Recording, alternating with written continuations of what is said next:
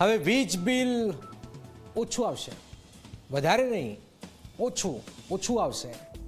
આપણે બધું જ વધીએ છે પણ પહેલીવાર ઓછું આવશે. વીજળી હાલમાં દરેક વ્યક્તિની પ્રાથમિક જરૂરિયાત છે. વીજળી વગર કલ્પના પણ કરી શકાતી નથી. વીજળીનો વપરાશ દિવસે દિવસે વધી રહ્યો છે.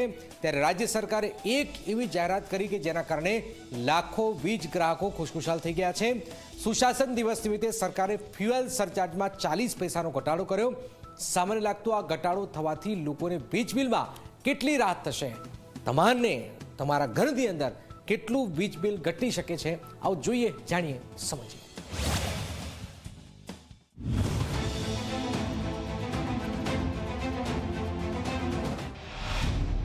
વીજ વપરાશકારો માટે સારા સમાચાર.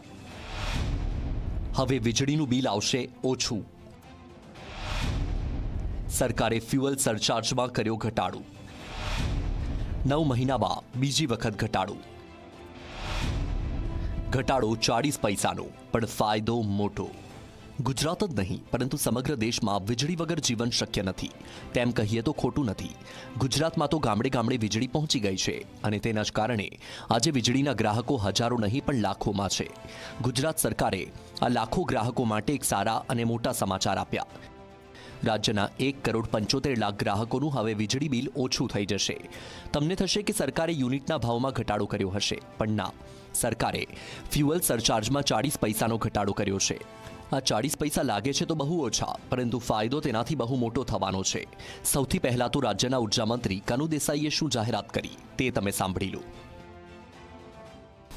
આ વખતે જે ડિસેમ્બર સુધી ₹2 ને 85 પૈસાની આપણી જે ટેરિફ હતી ફ્યુઅલ ચાર્જીસની, એને ઘટાડીને 40 પૈસા ઘટાડીને ₹2.45 કરવાનો આપણે નિર્ણય કર્યો. ₹2.45 કરવાથી ઓક્ટોબરથી ડિસેમ્બર સુધી ગ્રાહકોને 1120 કરોડનો ફાયદો થશે. જે નાના 100 યુનિટના ગ્રાહકો છે એને લગભગ 50 થી 60 રૂપિયાનો બચત થશે. અને તે જ રીતે આ જે ઘટાડો છે એ જાન્યુઆરીથી માર્ચ અને એના પછીના પીરિયડમાં જ્યાં સુધી ટેરિફ નિયમનમાં સુધારો ન થાય ત્યાં સુધી આ ઘટાડો ચાલુ રહેશે. રાજ્યના લાખો ગ્રાહકોને વીજ વપરાશમાં લગભગ 1120 કરોડનો લાભ આ 40 પૈસાના ઘટાડાથી થવાનો છે. સામાન્ય ભાષામાં કહીએ તો ગ્રાહકોને પ્રતિ યુનિટે 40 પૈસાનો લાભ થશે. ગ્રાફિક્સના માધ્યમથી સરળ રીતે આ જાહેરાતને સમજવાનો પ્રયાસ કરીએ તો જો 100 યુનિટનો વપરાશ હોય તો તેમનો ફ્યુઅલ સરચાર્જ 2.85 પ્રમાણે ₹285 થાય. જો તેમાં 40 પૈસાનો ઘટાડો કરવાથી ફ્યુઅલ સરચાર્જ 2.45 થાય, એટલે કે ₹245. આ 100 યુનિટે ગ્રાહકને પ્રતિ યુનિટે ₹40ની બચત થશે. આ બચત 50 થી 60 રૂપિયા પણ માસિક હોઈ શકે છે. રાજ્ય સરકારે ખેડૂતો માટે પણ મોટી જાહેરાત કરી છે, જેમાં હવે જ્યાં દિવસે ખેડૂતોને વીજળી નથી મળતી ત્યાં મળતી થઈ જશે.